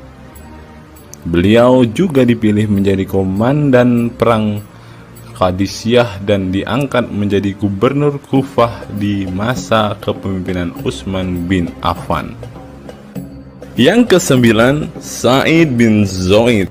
Apabila seseorang yang mampu membuat Umar bin Khattab yang keras bisa masuk ke dalam Islam, beliau adalah Sa'id bin Zaid dan istrinya Fatimah bin Khattab. Beliau mengadakan pertemuan di Darul Arqam dan sebelumnya menyampaikan dakwah di dalamnya. Sa'id bin Zaid tidak pernah absen dari peristiwa penting dan peperangan bersama Nabi Muhammad SAW kecuali di perang Badar. Yang ke-10, Abu Ubaidah bin Zarah. Abu Ubaidah bin Zarah merupakan seorang sahabat Nabi Muhammad yang lemah lembut namun cekatan. Beliau termasuk salah satu generasi pertama yang masuk Islam. Ketika perang Uhud, 2 gigi depannya copot, malah tampilan dirinya makin bagus. Giginya ompong dikarenakan ia mencabut 2 rantai yang masuk melalui lubang kancing topi besi di wajah Nabi Muhammad SAW karena terkena tebasan. Dari 10 kisah tadi, semua sahabat Nabi itu terkenal dengan perbuatan baiknya. Apakah standar umat muslim masuk surga adalah dengan berbuat baik? Perbuatan baik tentu tidak dapat menyelamatkan. Seorang ustadz pernah berkata seperti ini. Mengantarkan kita masuk ke surga itu bukan amal perbuatan kita. Kita semua masuk ke dalam surga Allah kelak itu lantaran mendapat anugerah dari Allah dan mendapat rahmat dari Allah. Jadi bukan karena amal ibadah kita. Apa tanggapan teman-teman setelah menyimak kisah ini?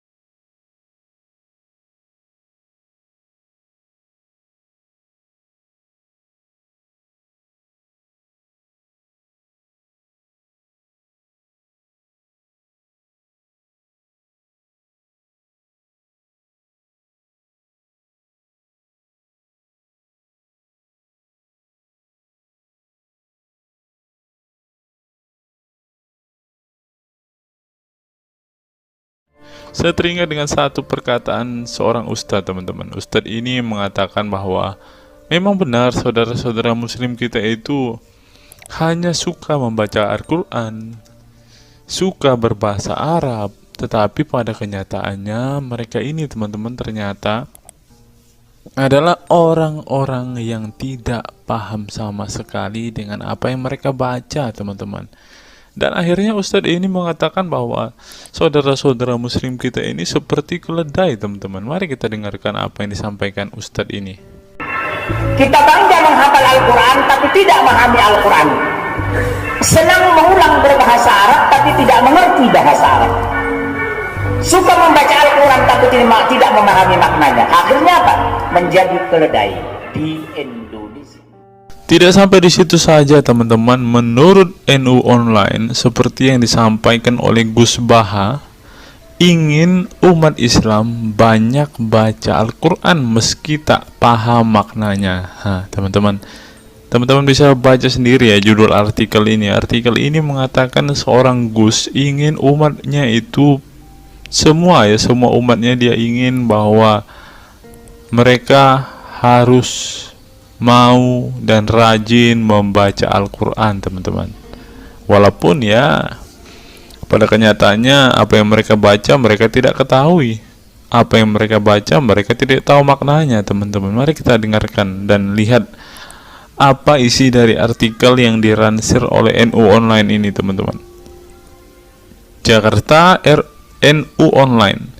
Rais Syuriah Pengurus Besar Nahdlatul Ulama PBNU Kiai Haji Ahmad Bahaudin Nur Salim yang biasa dikenal dengan Gus Baha mengingatkan umat muslim atau umat Islam untuk memperbanyak membaca Al-Quran meski tidak memahami maknanya.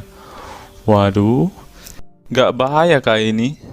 Ustadznya mengatakan harus baca saja Al-Quran walaupun tidak paham. Wah, bisa-bisa umat Islam jadi keledai se-Indonesia nih, seperti yang dikatakan Ustadz yang barusan tadi. Karena semuanya disuruh baca, disuruh hafal, tidak peduli tahu atau tidak arti dan maknanya. Aduh, bagaimana ini teman-teman? Sebagai kitab suci, Al-Quran harus lebih dekat dengan umat Islam. Cara mendekatinya bisa dengan mempelajari dan memahami kandungan Al-Quran atau membacanya. Membaca Al-Quran lebih bernilai ibadah, terutama di bulan suci Ramadan. Saya paling sangat ingin di Ramadan ini banyak membaca Al-Quran, baik membaca secara qiraatan saja atau lebih jelasnya. Sebagaimana dikutip NU Online dari akun YouTube Santri Gayeng. Menurut Gus Baha, membaca Al-Quran tidak harus menunggu paham arti dan tafsirnya. Sebab membaca Al-Quran dari huruf ke huruf sudah bernilai ibadah.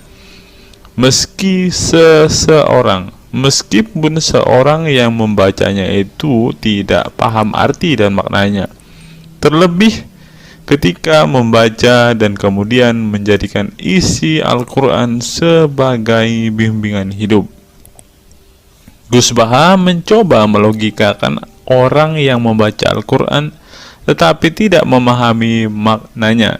Ia menjelaskan ketika seseorang membaca Al-Quran dan tidak paham maknanya, maka seseorang itu hanya menyibukkan diri dengan kalamullah. Hal ini menurut Gus Baha sesuatu yang baik. Tetapi Ustadz yang tadi mengatakan kalau hanya bisa membaca tetapi tidak ngerti maknanya, mereka sama dengan keledai di Indonesia. Nah, sekarang umat muslim bingung nih harus ngikutin yang mana, mau jadi keledai atau hanya menjadi pembaca tetapi tidak tahu apa-apa nih. Lanjut teman-teman. Efek dari kesibukan dengan kalamullah itu pasti tidak melakukan maksiat. Tetapi kalau kita melihat ya, kalau ada satu contoh kasus yang terjadi di pesantren kemarin kan teman-teman, di artikel yang kita baca sebelumnya, bahwa kejadian atau hal yang bersangkut paut dengan maksiat ini terjadi di dalam pondok pesantren teman-teman. Bagaimana ini Gus Baha?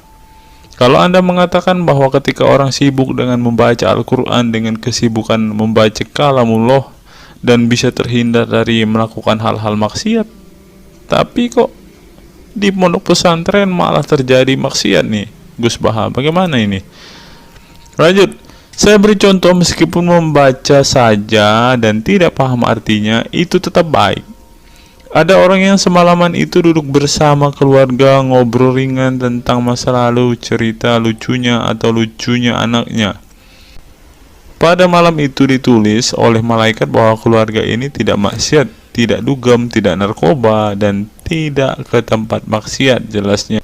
Gus Baha mengatakan keberkahan dari seorang muslim atau muslimah menyibukkan diri bercengkrama bersama keluarga, asik guyon dengan teman dan tetangga adalah tidak melakukan maksiat dan tidak macam-macam, apalagi jika saat itu membaca Al-Quran. Hal ini sesuai dengan kajian ilmu usul fikih yang dipelajari Gus Baha dari Al-Makfurlah Kiai Haji Maimun Zubair. Dia menegaskan bahwa di antara kebaikan agama Islam adalah meninggalkan itu adalah pekerjaan yang tidak butuh modal. Gus Baha menjelaskan, apabila seseorang ingin mendapat pahala sholat, maka harus sholat. Kalau ingin mendapat pahala haji, maka harus haji.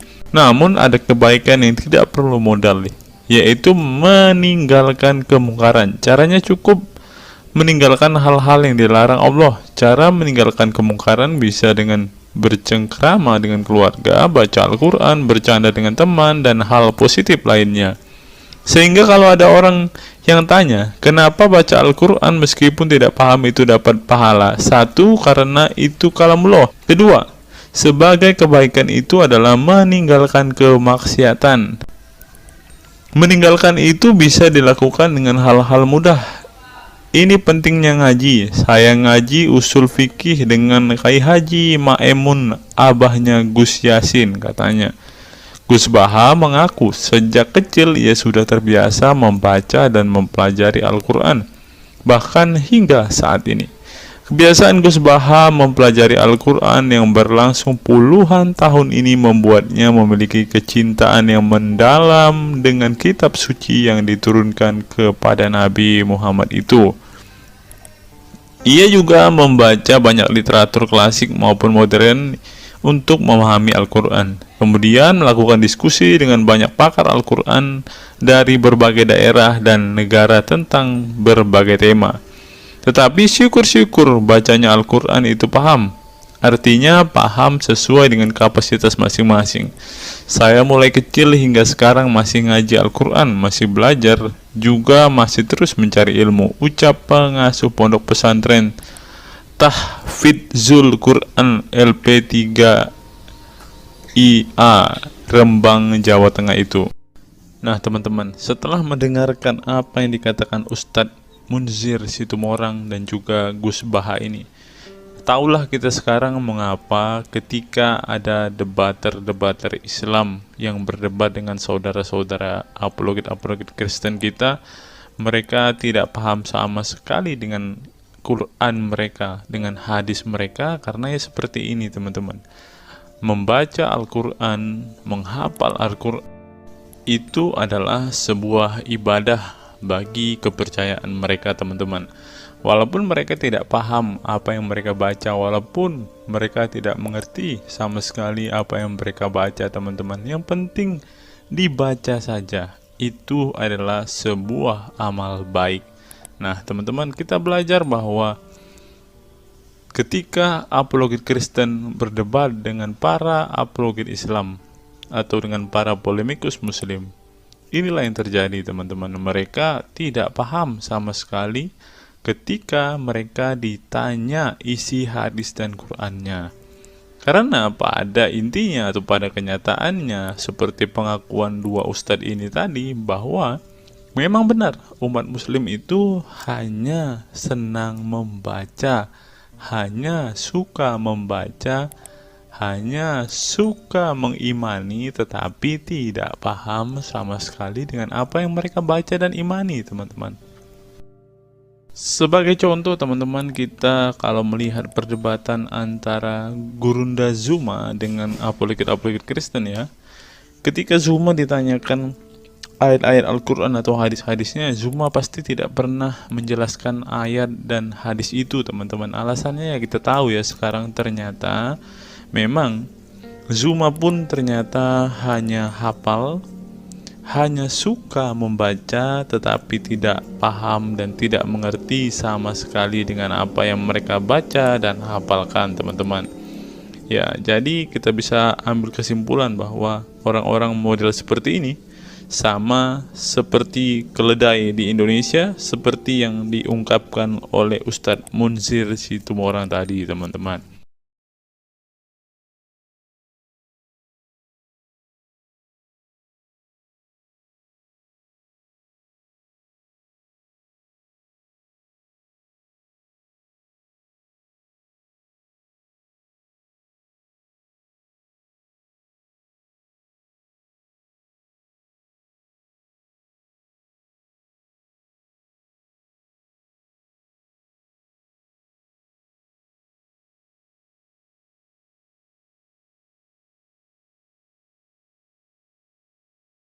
Fenomena pemurtadan dan kelompok Islam radikal.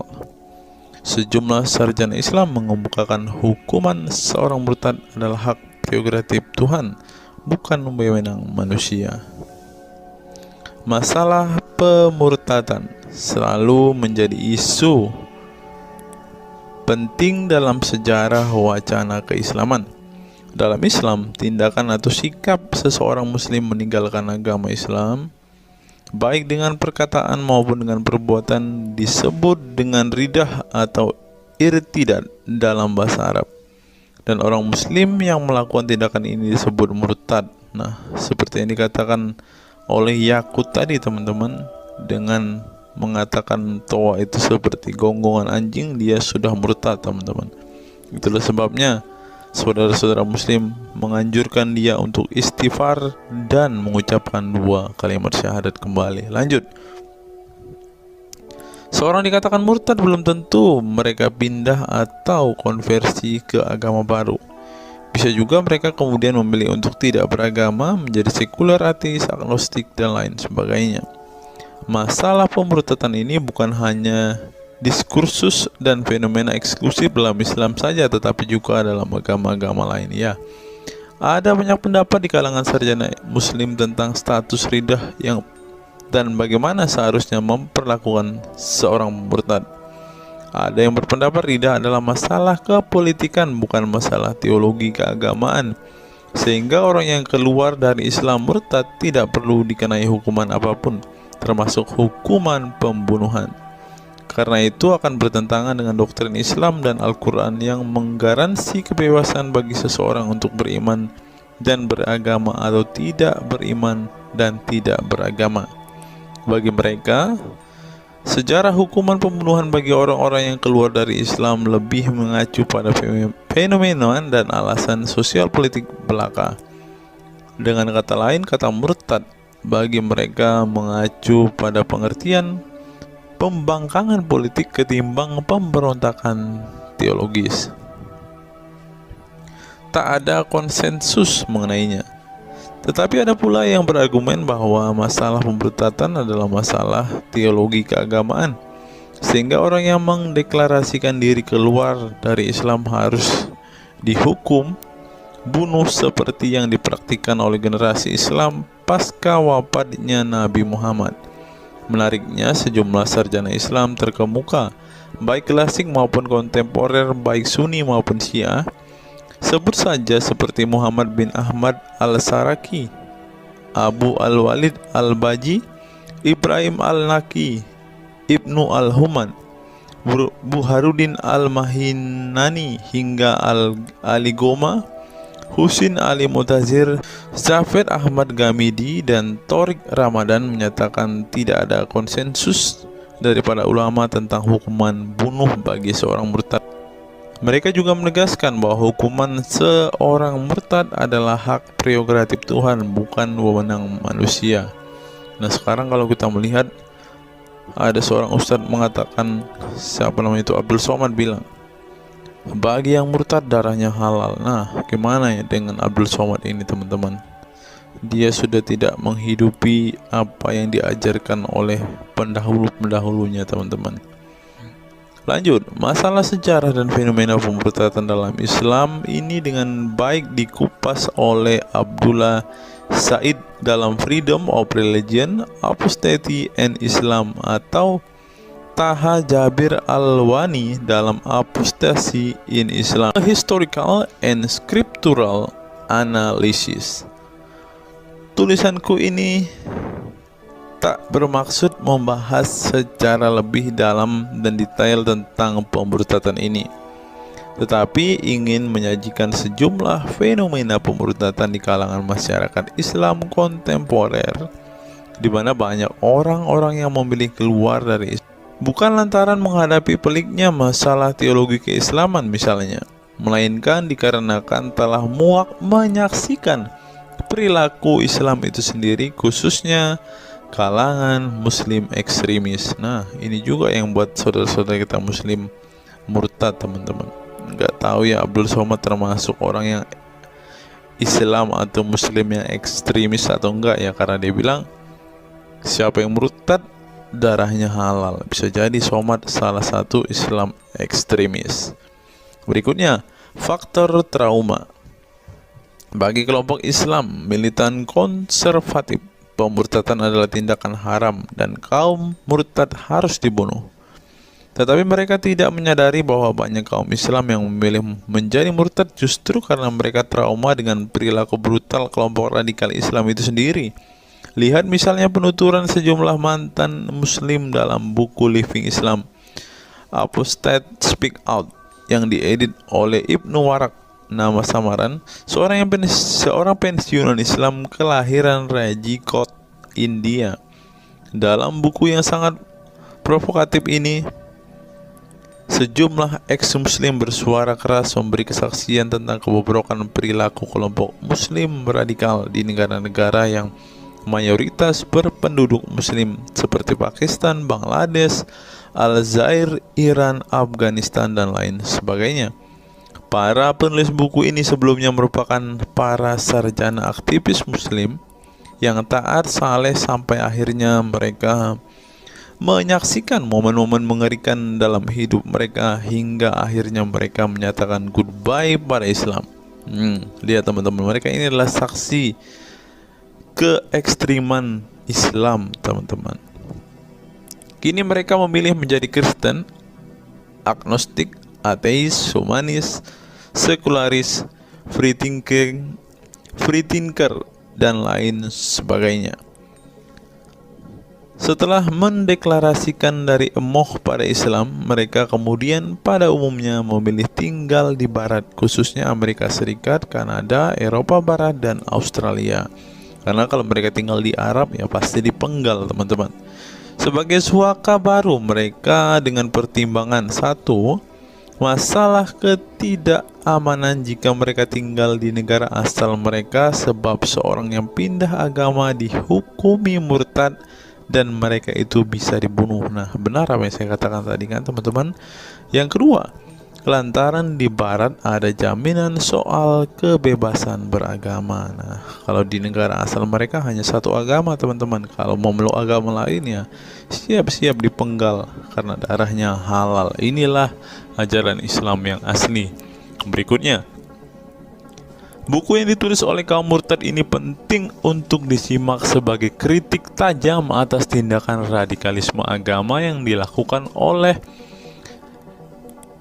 meminjam istilah Muhammad Said Asmani, kelompok ekstrim yang sering menebarkan kekerasan dan kebencian dalam menyampaikan pesan-pesan keagamaan tanpa disadari bahwa perilaku sadis dan barbar mereka telah menyebabkan sebagian umat Islam frustasi dan kehilangan kepercayaan terhadap agama mereka, kemudian memilih hengkang dari Islam. Ini menunjukkan bahwa masalah pemurtadan atau proses konversi tidak semata-mata masalah teologi keagamaan, tetapi juga sosial, politik, dan ekonomi. Itulah yang dialami Ibnu Warok, Ali Sina, Anwar Saik, Faisal Muhammad, Syarek Malik, Samia Libini, Abul Qasem, dan masih banyak lagi.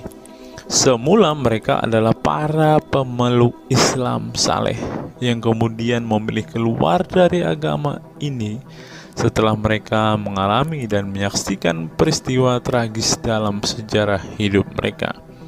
Simak misalnya penuturan Ali Sina dalam Why I Live Islam, My Passage from Faith to Enlightenment. Ali Sina yang masih keturunan Ayatollah Iran ini menuturkan pengalaman getir hidupnya menyaksikan serangkaian horor di negaranya Iran. Dia mengatakan sejak Ayatollah Khomeini berhasil menggulingkan diktator Shah Reza Pahlavi pada tahun 1979, segera ia mengganti ideologi sekuler negara dengan ideologi Islami yang tunduk sepenuhnya pada otoritas Khomeini. Masih menurut Ali Sina, alih-alih ingin menegakkan kedaulatan Tuhan, dalam praktiknya yang terjadi justru penegak kedaulatan Khomeini, di mana melalui agen rahasianya yang bernama Saza Mene Atelaat Fa Amniate Keskharar yang disingkat Sefak, dia dan para pendukungnya menghancurkan siapapun yang tidak mau tunduk pada otoritas politik keagamaannya, termasuk bekas sekutunya. Maka pada saat Imam Khomeini berkuasa, kata Sina, nyawa pun menjadi sangat murah. Ribuan orang Irak dibunuh sebagai efek perang teluk antara Iran-Irak. Ribuan pengikut Bahai Faith disiksa dengan tuduhan murtad, dan ribuan penduduk Iran yang menolak otoritas politik dan agama sang imam dipenjara. Nasib kaum perempuan lebih tragis lagi. Sebelum dibunuh, mereka diperkosa oleh tentara syariat dengan alasan sebagai imbalan pembangkangan kepada sang ayatollah sekaligus tiket menuju surga. Oh, ngeri teman-teman, tiket menuju surga.